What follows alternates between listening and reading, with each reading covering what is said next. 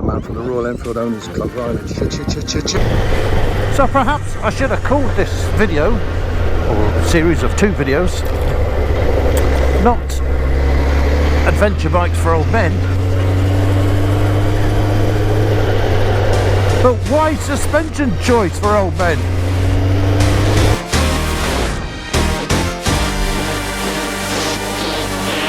Welcome to part 2 of my Motorcycles for Old Men.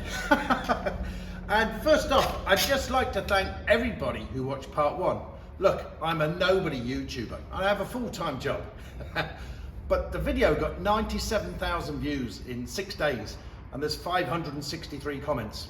I'm still wading through them as much as I can in between work and normal work, you know, stuff like that. So if you've left a comment and I haven't answered, I'll get round to you, but thanks very much for leaving a comment and putting down all your experiences.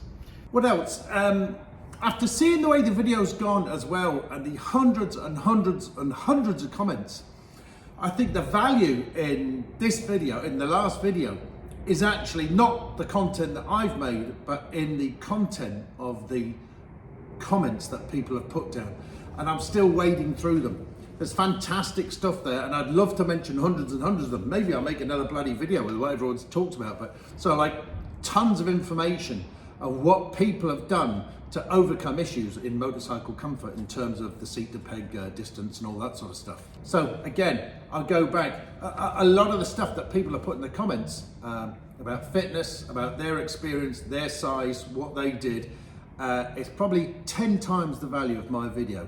So yeah, go through the comments for some real great stuff.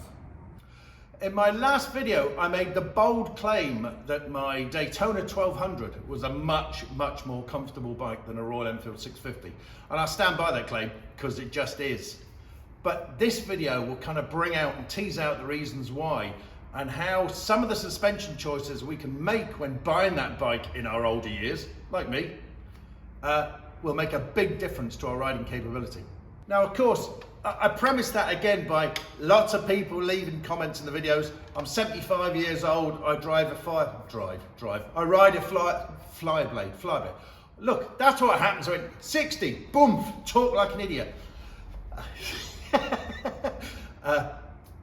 Lots of comments from people saying, look, I'm 75 and I ride a Fireblade, and all. Yeah, I know.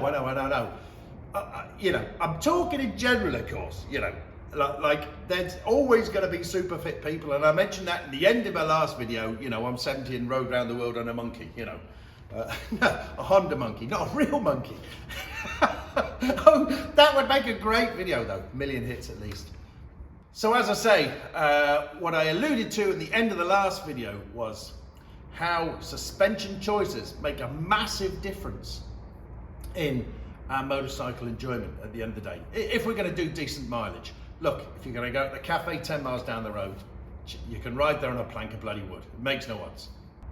Just before we go down that road and start the video, I want to go through what's happening with our shock, and I'll just focus on a rear shock. And again, it doesn't matter if it's twin shock like this CB, or a mono shock like a more modern bike, or anything like that. Rear wheel travel. If you haven't got rear wheel travel, you're never going to get a comfortable bike. Never. Unless you're riding on a glass smooth road. Unless you ride everyone on a billiard table, never brake, never accelerate, and never corner. There is no substitute for suspension travel for comfort. None. You can mitigate that suspension travel by how your shock acts, but there is no substitute for suspension travel. So bikes with very short suspension travel don't make comfortable bikes. So before I talk about that, let's just have a look and see what your shock's doing.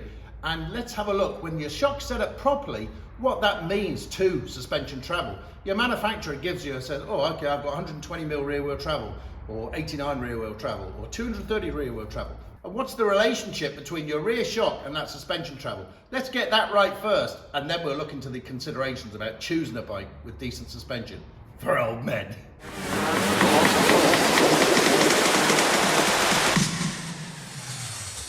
Right, if we're going to the lab, here's my swing arm, here's my rear wheel, here's my shock absorber. And we're going along down the road, and this is what's happening. Right, So here's my shock. Here's the shock fully extended. Here's the shock fully down. Now the manufacturer says, right, let's take my CB, 114 mil rear wheel travel.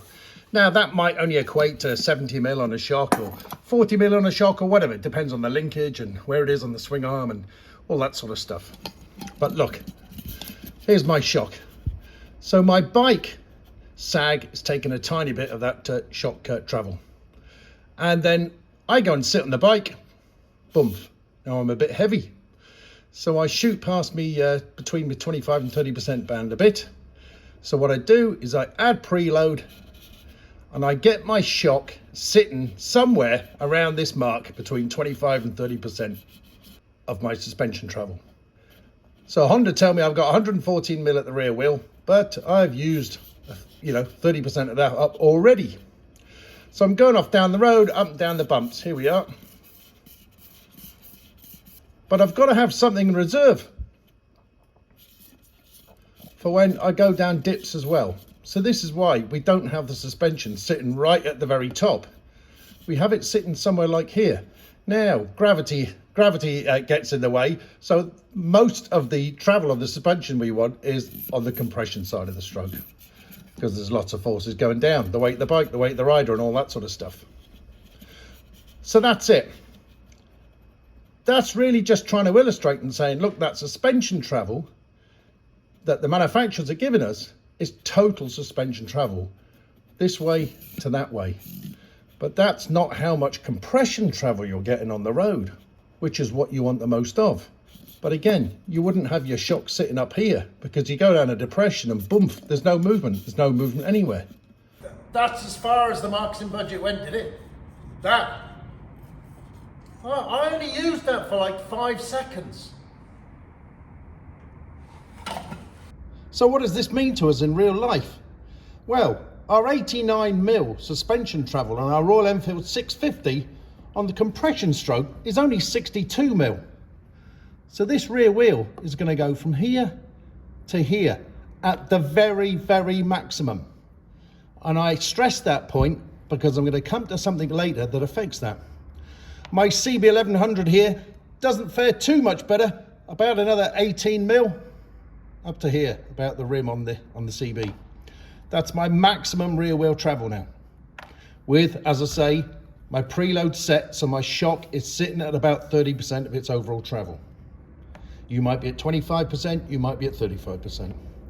My Daytona 1200 with slightly longer suspension, I'm going to get 88 mil out of it on the compression stroke, so up here. Go to an extreme Tiger 900 Rally.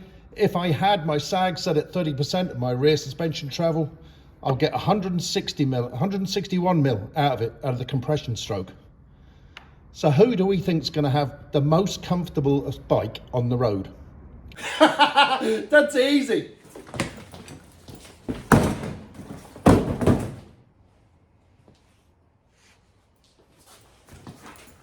That's your man from Royal Enfield.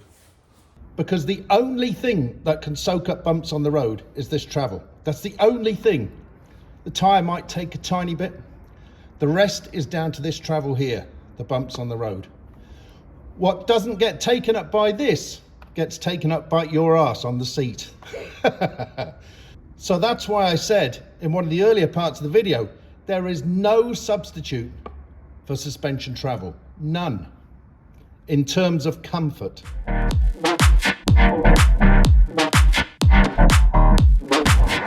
So that's great. We've seen how much rear wheel travel we've got.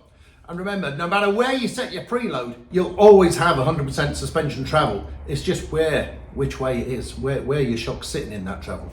So you don't affect how much suspension travel by changing the preload. It's just which direction.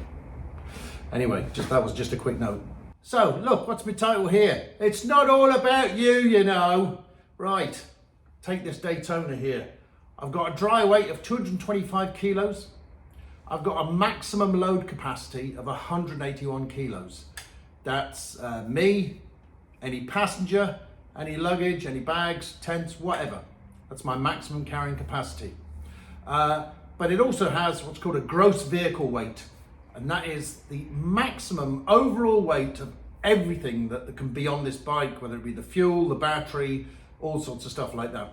So that maximum gross vehicle weight is what the manufacturer has to suspend this bike for. So in my case, it's actually, 451 kilos, and it's actually written on a metal plate stamped inside there.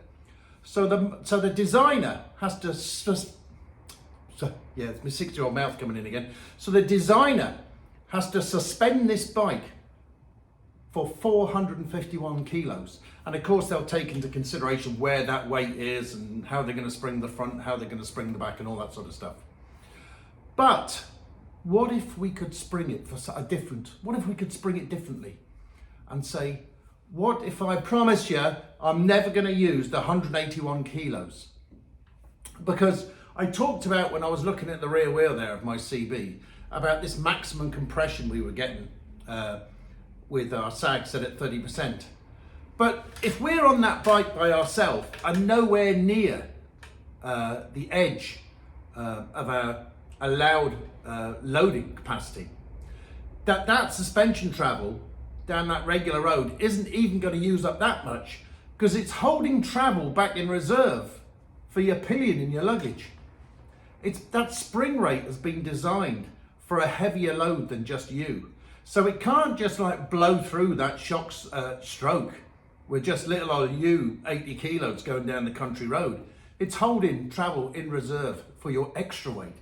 Unless of course you go down a bloody ginormous pothole, then there's nothing you can do about that.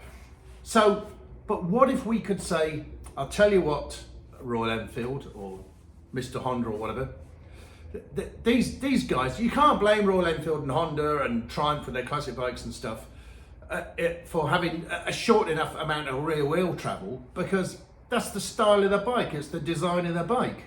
A Bonneville with long suspension travel is a Scrambler 1200. And I'm sure there's a Royal Enfield 650 Scrambler just around the corner, and you watch, it'll have miles of suspension compared to a regular Royal Enfield 650. And much more than that CB1100, of course. So those designers are limited by the constraint of the type of bike it is, the style of bike it is. They would look silly with loads of travel suspension. This bike, similarly, you know, that kind of sporty bike nature, it would look ridiculous with 180 mil of travel or something like that. But the reason why I've got this thing running beautifully smooth and really comfortable for me, even with only 124 or 126 mil of travel at the rear end, I can't remember quite what it was again. Because what I've done is I've said, right, I promise I won't load that bike to 181 kilos. So I will load it to a maximum of 120 kilos.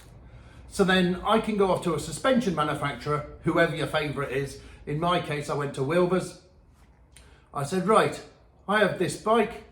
I want a new rear shock, and I'm looking for a more comfortable ride. I'm only ever going to put 120 kilos on it. I'm never going to increase that weight. I'm never going to add luggage. I'm never going to take a pillion. So they go, okay, they look at their database, they see the weight of the bike and the weight distribution, all that sort of stuff. And they give me a pair of springs for the front and the rear, a new shock for the rear, which had rebound damping as well. And now what I can do is, because that spring rate, it's actually a fair bit lower than the original bike. So now when I go down that bump down the road, I can use more of my shock travel, because I'm no longer holding some in reserve for a pillion or other weight. So if you're the type of rider that just scoots around by yourself and you never take luggage and you never pile up with 100 kilos worth of camping gear and stuff like that, you can just swap out those rear shocks, whether they're twin shocks, single shock, whatever it may be, and have them resprung for your weight, your specific maximum weight.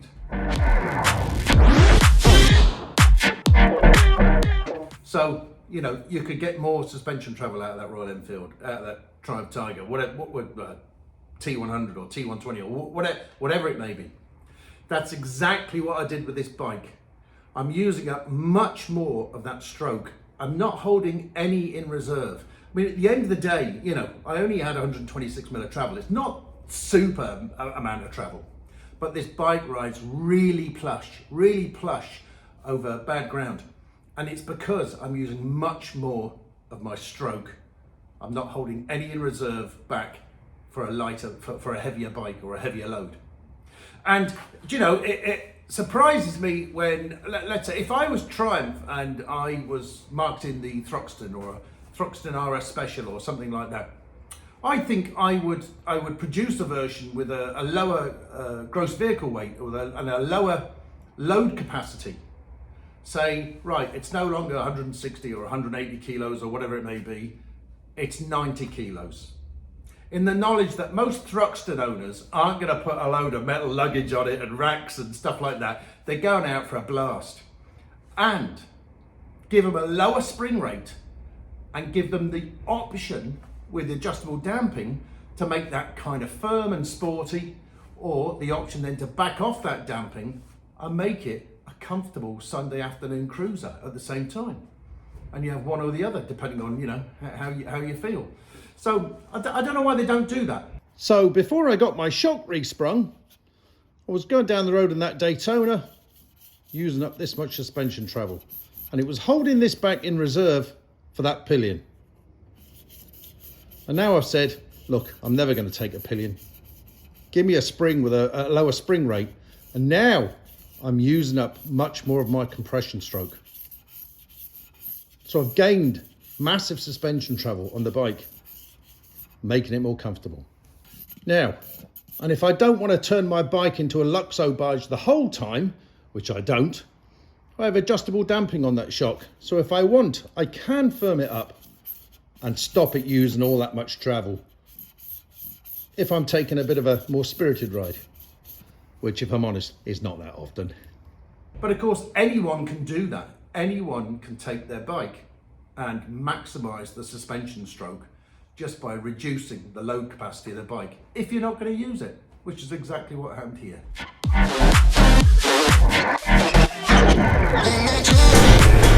This road is a fairly crappy country road. It's in a beautiful part of, well, I'm in Kildare, crossing into Wicklow, heading up towards the Wicklow Mountains to my left there. But this bike sits beautifully, and it's because of the spring rate choice on this bike and the fact that I've said the maximum weight this bike is ever going to hold is 120 kilos. This is quite a challenging road for real sports bikes with firmer suspension, in that it's pretty kind of rugged all over this road. So I'm getting a beautiful cushioned ride out of this, and I've only got 126mm of rear wheel travel. So if you've got a shock made for you, 126mm is enough. So even a regular old road bike, if it's got that much manual suspension travel, you can get to use it all.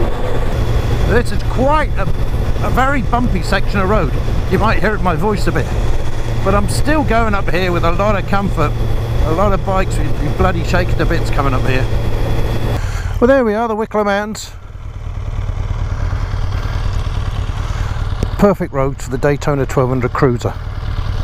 That's it, Daytona Cruiser it is. Built for it, that is. Shut up about your bloody suspension. Come on, old man, plug your heated vest back in. Yeah, the road is rough as anything, and I'm perfectly composed on this bike on it.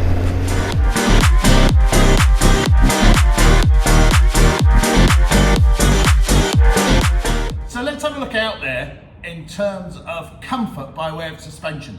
I'm just trying to pick up on a few current bikes. Obviously it's not exhaustive, I can't make the video go on forever, but let's have a look. Look, first off, I'll ignore all the high-end stuff, you know, bloody active suspension, semi-active suspension, Skyhook, yada yada yada, all the big electronic stuff. We can take it for granted there'll be a setting on those that will provide comfort. Done. Let's have a look at the new 750 Transalp, the 2023 750 Transalp. Okay, non-adjustable damping, nothing. Front travel 200mm, rear wheel travel 190mm. Now, on the face of it, you go, non-adjustable damping, bloody hell, yeah, it's definitely not a serious off-road bike. It's a term that used to be used a lot, and I don't hear it anymore, a soft roader more than an off-roader.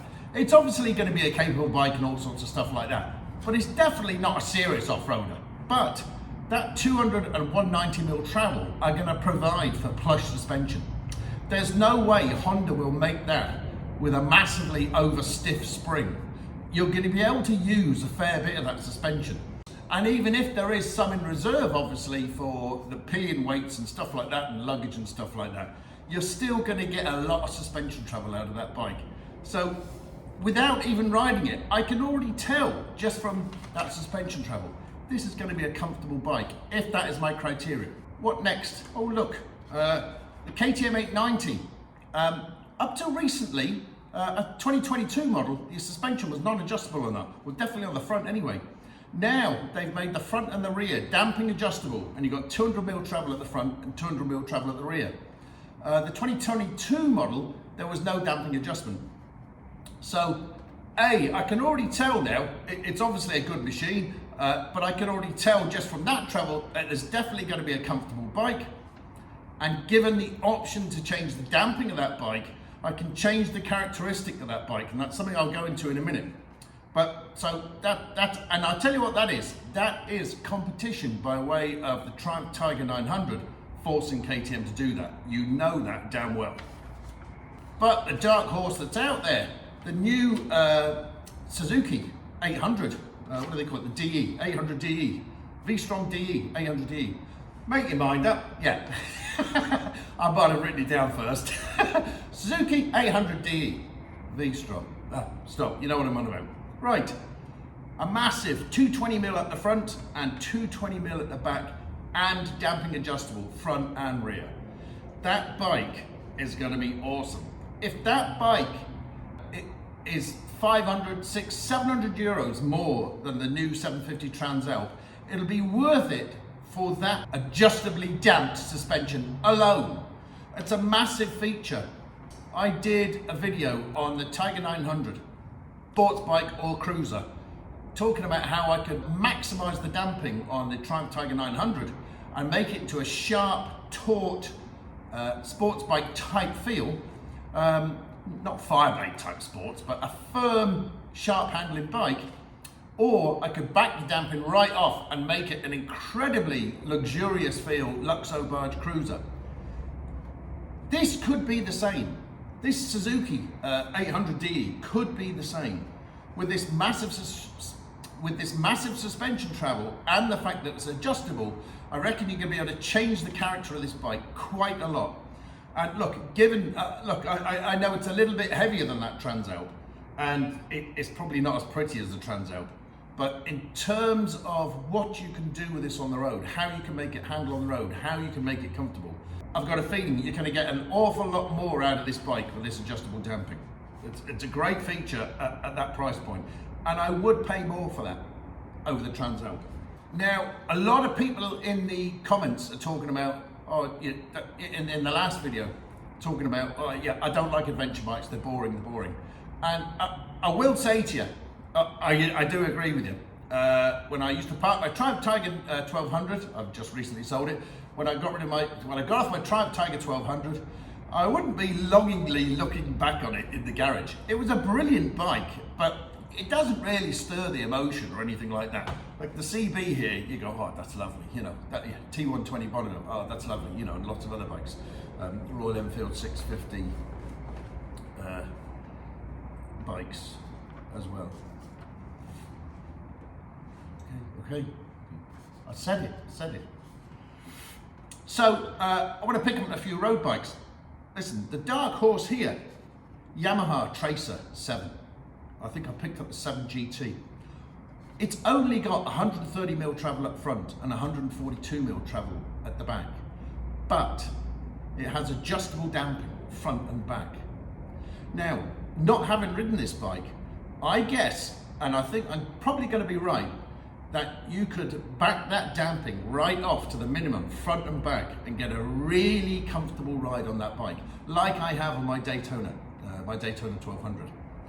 I reckon there's no way Yamaha, I'm hoping, will have balls this up so badly that that adjustable damping doesn't have a great effect on that bike. I reckon you could firm that up to be quite a sharp bike, but I also think what you could do is back off the damping on that bike to overcome that spring rate and let you use a little bit more of that travel. That's the only bike I can see in that kind of mid-range 700cc capacity with adjustable suspension front and rear. I would buy that over every other mid-range bike if I wanted a road style bike. I'd buy that over every other mid-range bike just for that adjustable damping. That's assuming it works, of course, but it will. Not to be outdone, you might have seen in the first video I was talking about Ergo's seat to peg distance, and that the Triumph 765 had, you know, quite a reasonable seat to peg distance. Now, that has fully adjustable damping. Even the very entry level model has fully adjustable damping, front and rear. So we've got 115mm travel at the front and 133.5mm travel at the back. They're quite specific about that in the specifications. But again, if you wanted a nice ride out in the mountains, I would just go with your screwdriver to those bloody front forks and the rear shock, back the damping right off. Forget the preload, it's nothing to do with it, right? Just have that set for where you need it to be set. Back the damping right off, and I bet you can get a massively comfortable ride out of that bike, massively. And I could have picked any number of other bikes like the Motorcyclists Escape, that's 650, a bit of a heavy old beast for its size, but that does have adjustable front forks and rear shock for damping. The Aprilia Touareg, that's another good one, adjustable. Tuono 660, Tiger 900 obviously. So there's lots of other bikes out there in that sort of category, in that they're not top end, but they have that adjustable damping. I'd look out for those every time. Now I want to look at a contrast between a couple of bikes, and I'm going to use my CB1100 here as an example, and then something like the W800, a bike that I've done quite a few miles on, and how characteristically different they are. Neither have adjustable damping, and they have similar amounts of suspension travel. So the front and rear of the CB1100 is 106 at the front and 114 at the rear, and the W800 a bit more at the front, 130mm at the front and 106mm at the rear, a bit less in fact. But these bikes ride in a very different way. The CB1100 EX here is a bit heavy, probably 20 or 30 kilos heavier, and you do feel it, but the suspension on the 17-year models and up is actually much improved over the original version of this bike. And you can actually push on, if you wanted to, on this bike, down a country lane and kind of, you know, it handles with a fair bit of confidence. It's not comfortable doing so, but it never gets out of shape. By contrast, the W800, they've gone for a combination of a lighter spring rate and less damping. Now, in what balance, I don't know, you know, unless I was the designer, I couldn't know. I could possibly find out the spring rate if I wanted to measure it and load the bike up and stuff, but look. But the W800 goes for comfort. Now, if I went to the max load capacity of that W800 and piled it high, I'd be sitting at the bottom of the shock, I'm sure, down a country lane. But the W800 has gone for pure plushness compared to the CB1100. So two bikes, similar road bikes, similar-ish sort of suspension travel, they couldn't be different. But W800 is a Luxo barge type feel. The trade-off there is, if you go round a long sweeping bend at 75 miles an hour on a W800, it's a bit of an arse squeak. I am keeping up with an S1000 at the moment. Because he can't go any faster. Well, he can go faster around these corners. I can feel the suspension around those bends if you push it. You can. Ooh, that's interesting. It's not the most composed bike at speed, and that is the trade-off. But that just goes to show how one-dimensional a bike is without adjustable damping. So that's it. I'm finished with those examples. I will. I promise. Don't hit me again. I troubled this fella last week. Okay, the Triumph Speedmaster. Beautiful looking bike. It looks $1 million in the showroom. Lovely bike. Damping on the suspension, non-adjustable. Front travel, 90 mil. Rear wheel travel, 72 mil. There is no way that is a comfortable bike if you're a 60-year-old or 70-year-old. There is no way that's flying off down a country road. It, as I said in the earlier part of the video, if comfort is your criteria, there's no substitute for suspension travel. And that Speedmaster just doesn't have it at the rear end. And if comfort is your criteria, that's not the sort of bike to go for. It just isn't. Now, again, I'm sure there'll be some of the people I put in the comments in the last video, great ergos, great foot position, bar position, foot peg position, seating position, everything like that. I absolutely believe that. And I'm sure there's a pile of 20 and 30 and 40-year-olds out there who could do 200, 300 mile days in the thing and say it's absolutely brilliant, but that's because your body's still in shape. Well, thanks for watching my second video in this series, Motorbikes for Old Men. I'm trying not to be prescriptive here, so what I was just trying to get over, again, when I bought this bike again, I never even thought about suspension travel on this bike, or even actually whether it was adjustable or not. So this video was just to try to trigger some thoughts about, you know, if you're looking for a new bike, some things you may take into consideration when you're buying a bike and you're looking for comfort. So I hope you found that interesting, and thanks very much for watching. Okay, I'm doing it. Oh, it's the man from the Royal Enfield Owners Club of Ireland. Okay, if you take a look at the Triumph Speedmaster, I've got 72 mil of rear wheel suspension travel. So, assuming I've got 30% rider sag, that's where I've set my preload, that only gives me 50 mil on the compression stroke. Alright, are you satisfied? Can I go now? Thank you.